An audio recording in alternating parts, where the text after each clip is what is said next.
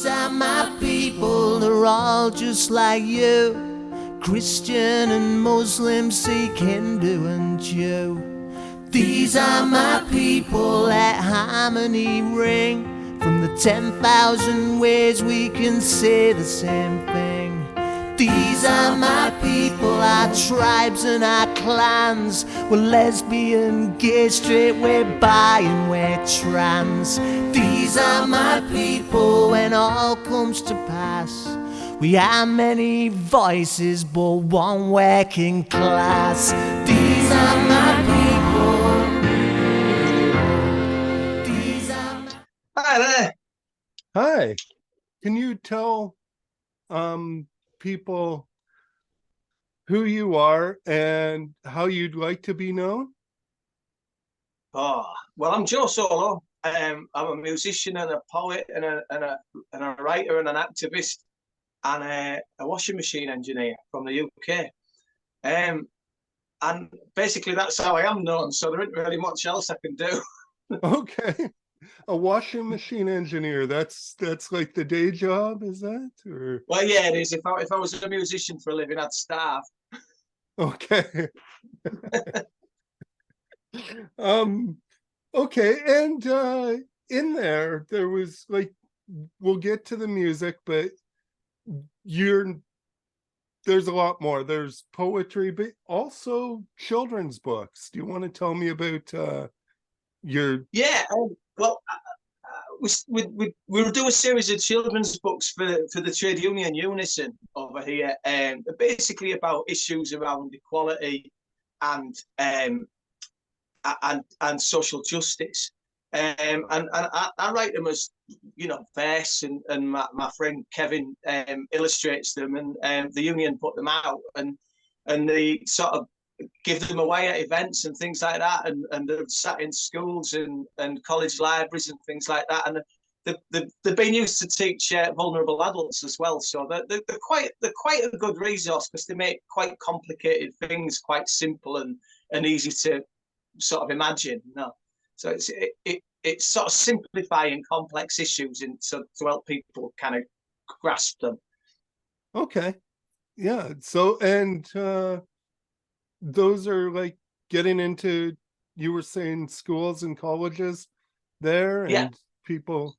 How long have you been doing how long ago did you do the children's books? Well, we did our first one 10 years ago this year, but that was more a children's book. And the social justice stuff for Unison's been going on for the last 5 or 6 years.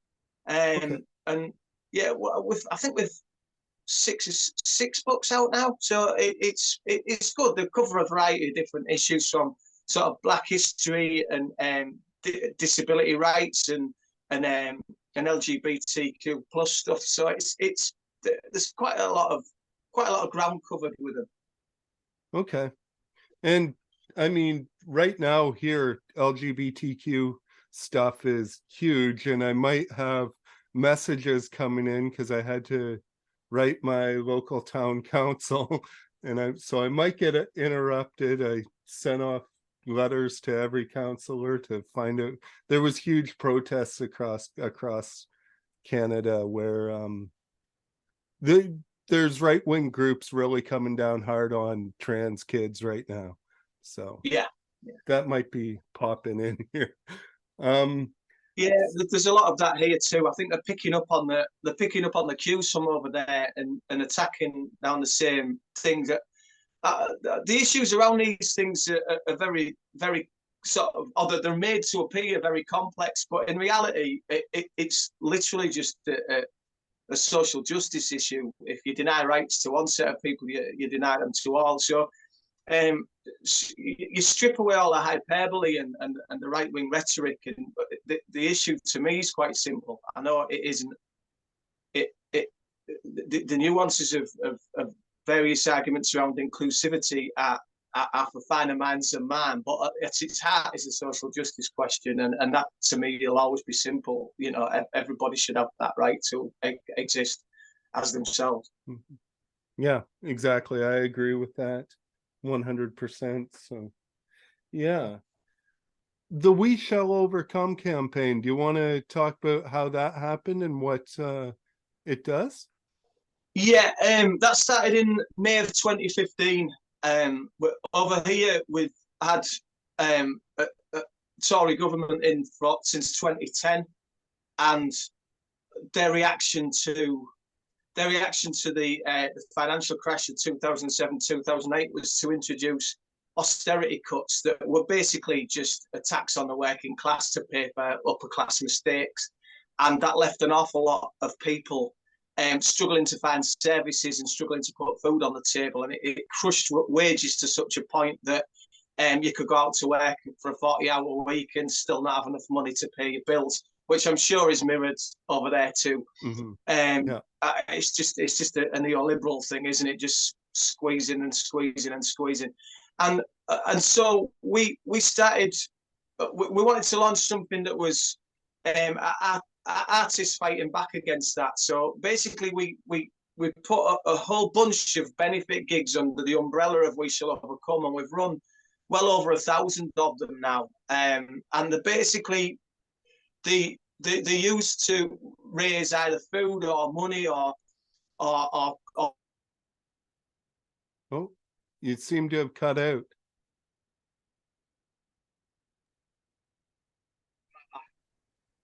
Somebody trying me on the phone, are you?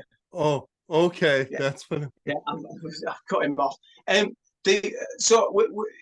Each gig exists in its own town and raises money for a cause local to it. So we raise whatever we can, whatever is needed in that community. We use gigs to raise, and it's been pretty successful. We're not far short of raising £1 million worth of stuff over the course of the last 8 years.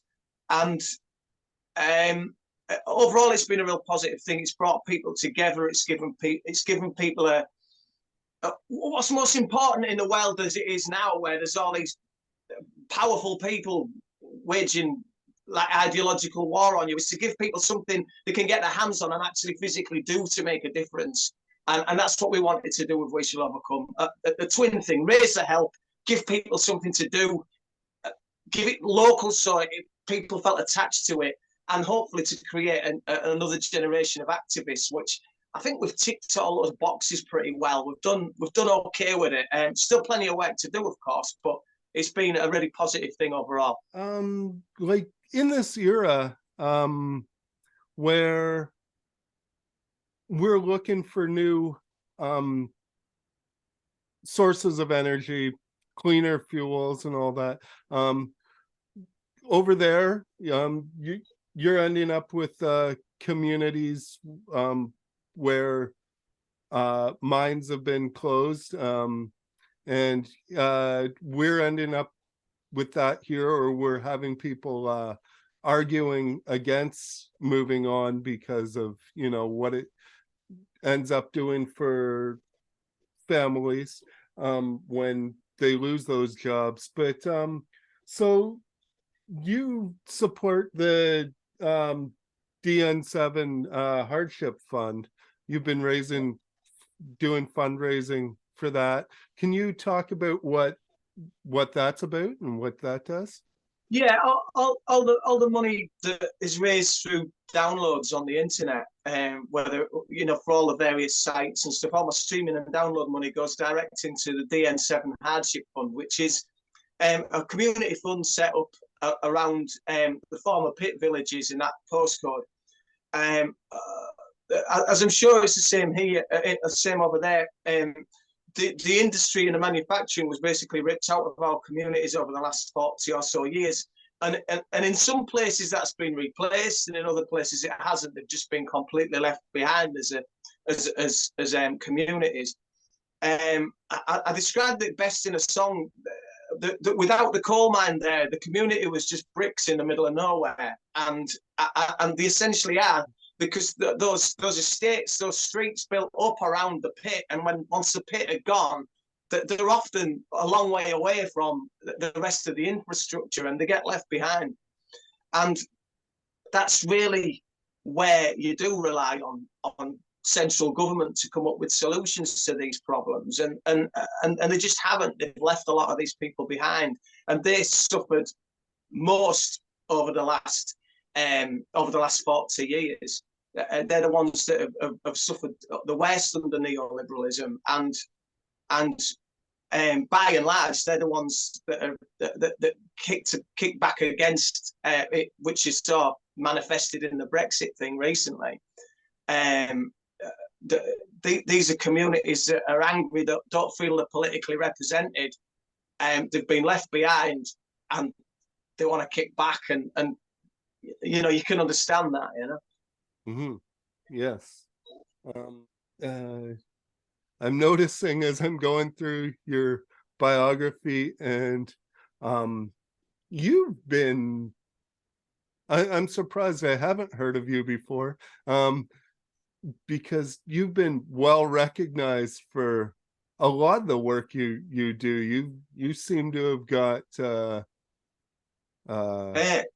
well, it's a strange thing, because there's no real music industry for people like me. So we hit a glass ceiling pretty low down the scale, you know. So okay. there is nowhere for us to go beyond scratching out a few gigs in front of 30 or 40 people. So the work that I do has been recognised without me actually hitting any kind of level where my name would spread. But I've always seen that as kind of a positive thing, if I'm honest, because over here, I don't know what it's like over there, but over here, if you stick your head above the parapet, they'll find a way of taking you down. And for me, as an activist, I feel as if I'm a lot more effective dealing with small numbers of very motivated people than I would be speaking to masses of people, and then fighting with the kickback from that. So, you know, part of it is by accident and part of it is by design. But it's not that I don't want to reach out to people. It's just that beyond a certain size, you're doing more harm than good, I think. And I'm always conscious of the fact that there's a level that you can reach where it's safe, and there's a level that you can reach where you're in danger, and you and your family are in danger, particularly with the anti-fascist stuff, you know. So it's a constant struggle to stay big enough to be big enough for your voice to be heard, and small enough so that you can get away with it. Basically, that's the long and short of it. Wow. And on the, you just mentioned the anti-fascist stuff. Here it seemed like years ago there was a big rise in it. When I was a teenager coming out of the late 80s, early 90s, there was, you know, fascist skinheads, all that. And then it seemed they blended in pretty well over here. And recently, it's just been an explosion in all kinds of people. It goes in economic cycles, really, with that sort of stuff. So you find that the far right are at their most effective and at their most dangerous at times when there's economic hardships in working class communities. It's that they feed off, the poverty and the desperation and people's need to have somebody to blame. And they just walk in, put an arm around people's shoulder and blame immigrants, or blame this, or blame that, or blame the other. And that's how they rise. So you've recognised exactly the same pattern as we saw over here. So that first burst of boom from the Thatcherite Reagan years hit the skids at the back end of the 80s, and there was a drop off in the economy, and hence poverty in a lot of communities, and the far right rose to the prominence out of that. Then there's another boom, and then that cycle ends with the 2007-2008 crash, and again they rise up in the wake of that. So it tends to run 18 months to 2 years after a crisis in capitalism, and you get this rise in the far right.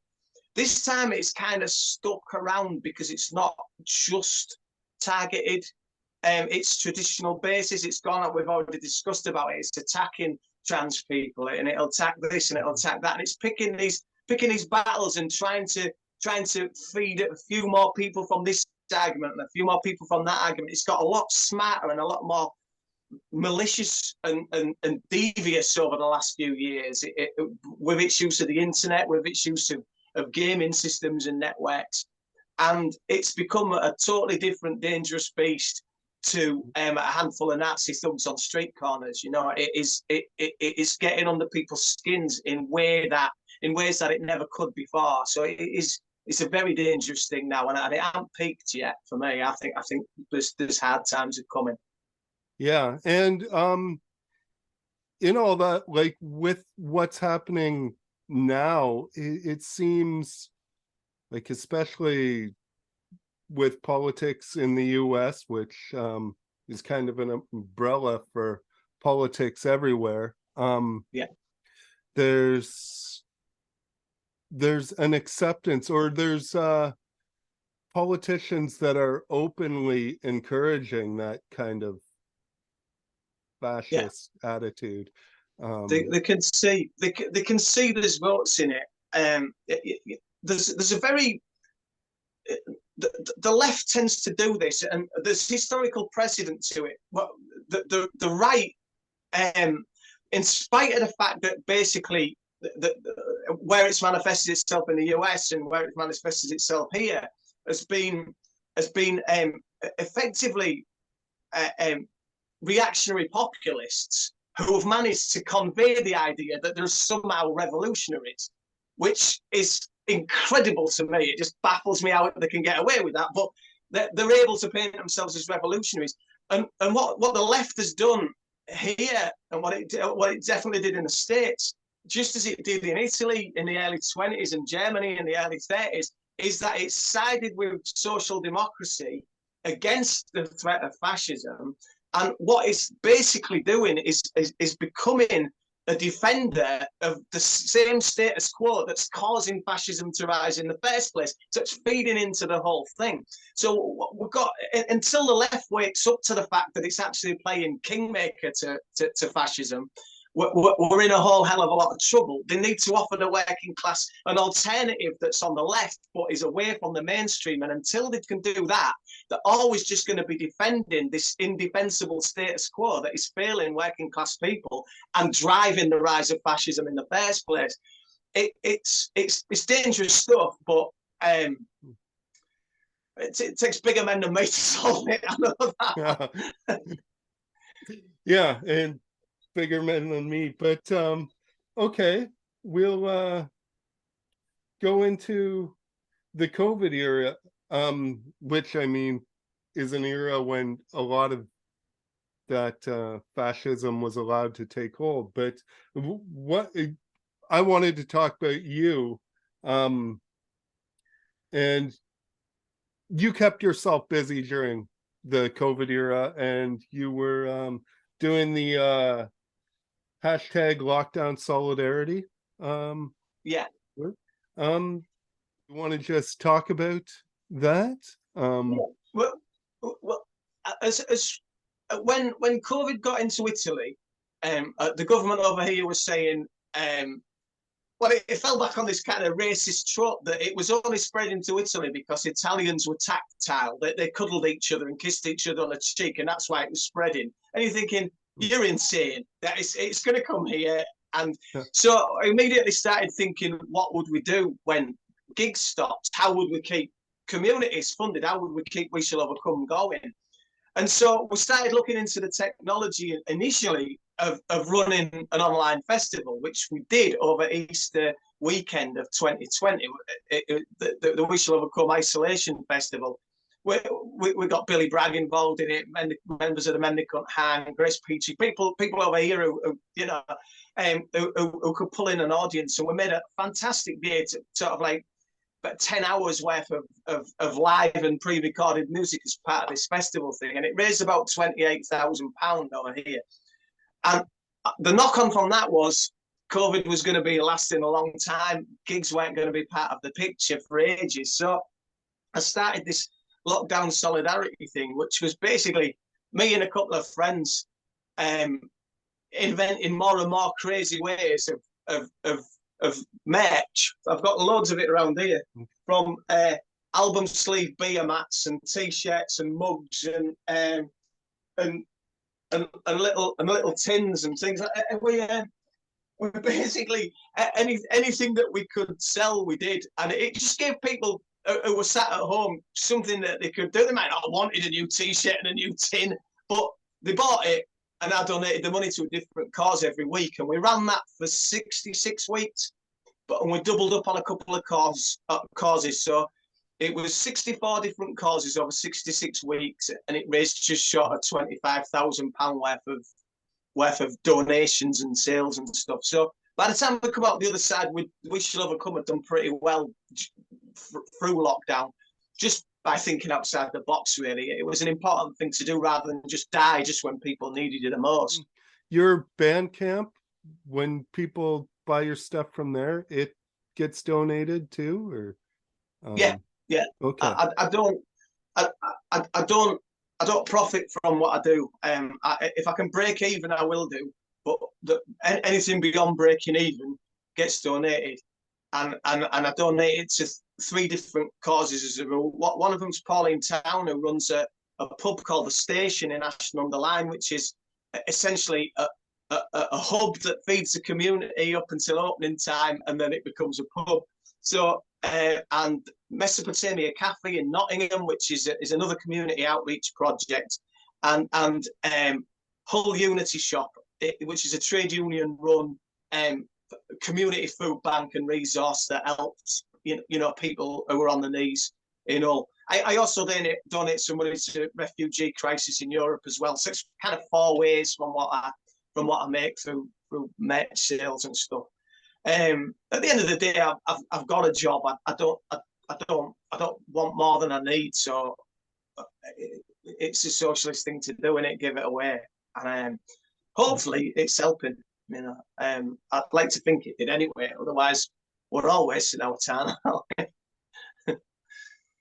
Well, I loved your take on the Woody Guthrie, this machine kills fascists. This machine builds communities. I love that take on it. And yeah, I guess I was gonna get you to talk about that, but you were you've already been talking about how you do that. Well, I think that's important. I think that the music over the years has moved away from. Well, it's not music that's moved away from it. It's the industry that's moved away from it. So the records that you get to hear are by and large, they're by and large propaganda in one form or another for the status quo. They're about narcissism. They're about commodity culture. They're about big nights out with your mates. They're about look how great I am.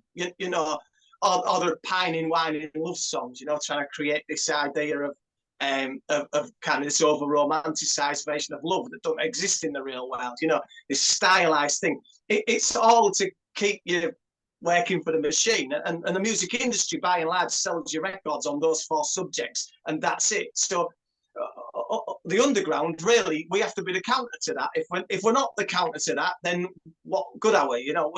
We are the counter culture after all. We are supposed to provide the opposite message, and the opposite message isn't a creative one if all you're doing is saying all that stuff's rubbish. You've got to say, well, no, look, different worlds possible. We can do, small numbers of people can achieve quite amazing things. And so the gigs become, in essence, what the old Pete Seeger and Woody Guthrie gigs were. They just become this massive sing-along where people speak up and then the gig goes in a different direction, and then we all sing these huge choruses and raise some money and help folks who are on strike or struggling in the communities. And so they're not new tools. We're just kind of using them in the 21st century in the most creative ways possible. it's very recently that I discovered your music, but and you've got a UK focus, but it's universal messages. So what I want to know is there any time in the future that I'll be able to see you playing live over here? Over there, I don't think so. I think at the moment my American fan base probably you could probably count them on one hand. It's not that I've any ideological objection to playing over there. I just don't think there's enough of a demand to warrant the airfare. Okay, well, we're well, gonna maybe have one to day. change that. Maybe one day. Oh, yeah, I can understand that. That's yeah, sometimes there isn't really any point in me driving 40 miles down the road to a gig here, let alone flying up. But I know exactly what that's like. Yeah, without that sort of record industry backing, without that sort of the creation of artificial momentum for a music career, basically you can go one weekend playing to 1,000 people and the next weekend playing to 4. There's no, if you're an established artist, there's a level of audience that you can expect at every gig, and if you're me, then no, it can be anything. Okay. So. But I kind of like that. I can play all of those gigs and quite comfortably. Big crowds don't disturb me, and little ones that I just switch the PA off and play to 4 people, acoustically. Make it a bit special. They're all fun. Okay. Well, yeah. I mean, well, maybe I'll have to go. I've got family in Ireland. Maybe I'll have to go over there and then come see you. I'll meet you there. It's not exactly halfway, but I can meet you there. Okay. I don't know whether there's a question in this, but I was your solo stuff. I mean, there's definite connections to like Billy Bragg stuff that I've been listening to since I don't know, 1985 or something. So but your Lithium Joe stuff was it was interesting. It was I'm still trying to peg what I heard when I listened to that. It was almost like if the Alarm started in like the middle of like a pop punk explosion. That's kind of the sound I heard there, and it mashes up a lot of stuff, doesn't it? There's punk in it, and there's pop in it, and there's rock in it, and I don't know. It's fun to do, and I've played with those guys on and off for 30 odd years, and so it's always fun to do, but the songwriting is a completely different discipline.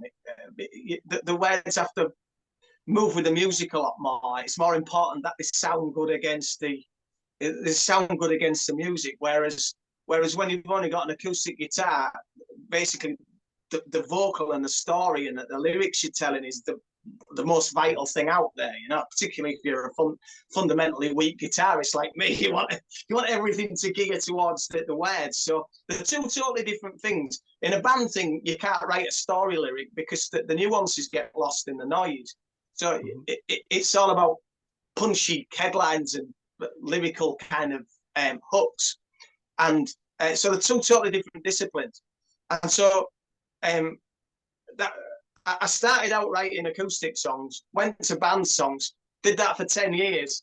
I've done acoustic songs for the last 20, and now the band having reformed, I'm going back to having to relearn that discipline of writing band songs. So it's interesting to me, and I'm sure I'll get it wrong sometimes and get it right others, but I do like the dynamic and the challenge of trying to get the same message out, but in a different way. You know, creatively, it's a different discipline, and it's fun to try. Okay. And I get to jump up and down, you know, because the other guys are doing all the hard work. I'm just a rhythm guitarist in the front, man. I get to jump up and down like an idiot. So it's great fun. Keeps you in shape for... Well, yeah, I don't know. It's going to kill me. It's one of the two. I'm not sure yet. Yeah, and you did mention in there, like on your solo stuff, you're a brilliant storyteller. Your songs pull me in and bring me on a journey in 3 minutes or whatever. It's they move very similar to how movies move, and those types of songs where like you know, like movies, there's the setup, the peak, the crisis, and the finale, isn't there, in a movie? I was always obsessed with that as a kid because I'm really emotionally raw, so films make me cry. And I was always interested in at what point is that film making me cry, and why is it making me cry? So you think you're right. So is it making me cry emotionally because of a relationship in the film? Is it making me cry politically? Is it making me cry for a sad reason? So I was obsessed with that as a kid. At what point is that piece of art playing on my emotions, and how is it doing it? And so a song kind of works a bit like that, you know. As long as you get the lyrics right, as long as the story unfolds properly, what you're trying to do is make a human connection. So those story songs are incredible for getting political ideas out there without it being, you know, finger wagging, you know, because what you're, particularly with the historical songs, are right. What you're trying to do is make somebody empathize with the character in that song, put that character in a political situation, and allow them to see their story unfolding, and then ask, how would you feel in that place? What would you do? Does this change your mind? Does this make you think? Does this challenge you? Is what that person's going through hitting a raw nerve with you? And so in some ways they work in the same way that the movies I was obsessed with as a kid work, but really it's about, because there's not much going on, because you've just got a guitar and you've got a voice. Those are the two things. And I'm not Martin Carthy. I'm not, you know, I'm not Mark Knopfler. I can barely play that thing, you know.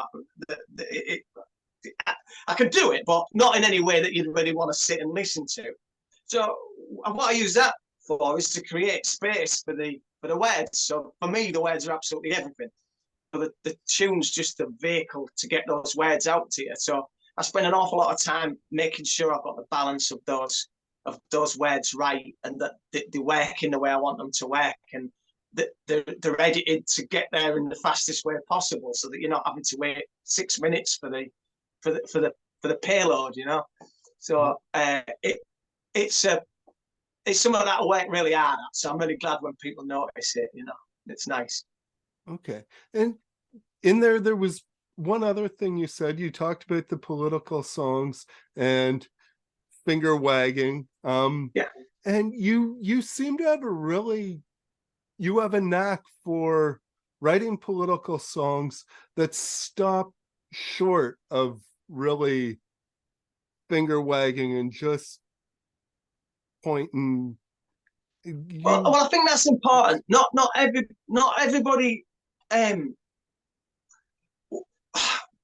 was best way to put this. Party politics very often muddies things, but we think we're basically divided in the States, Republican, Democrat, and over here Labour and Conservative Party.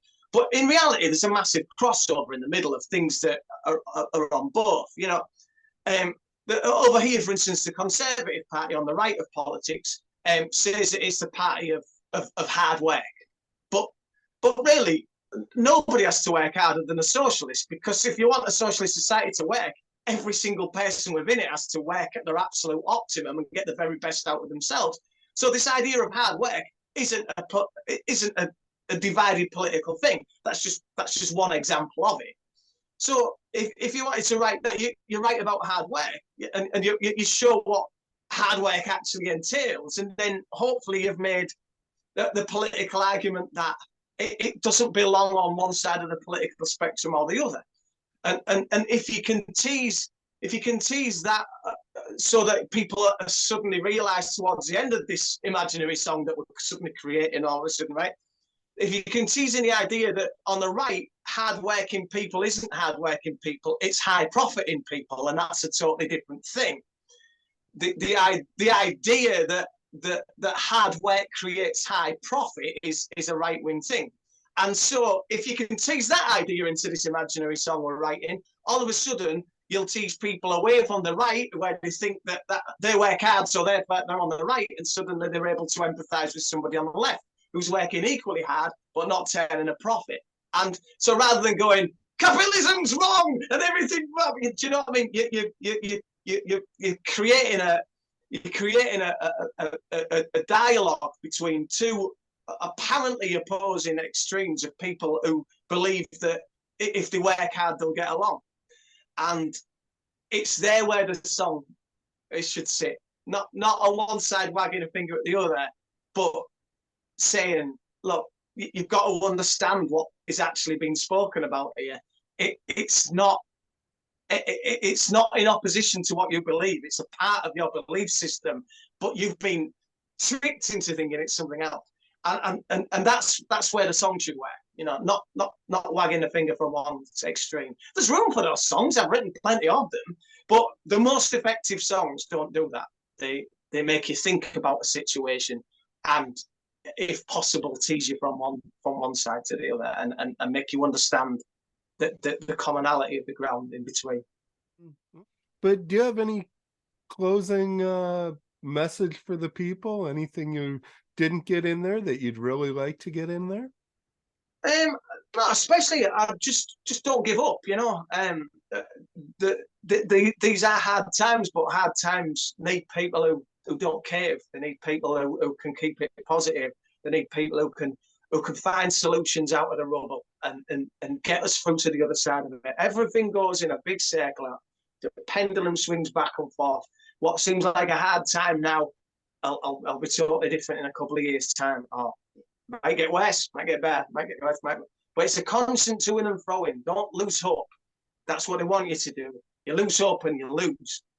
Sometimes winning is just fighting onwards, and that's what I am.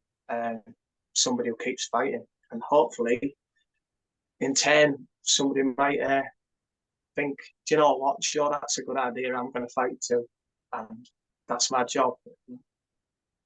All right. Well, it was awesome to talk to you, and you too.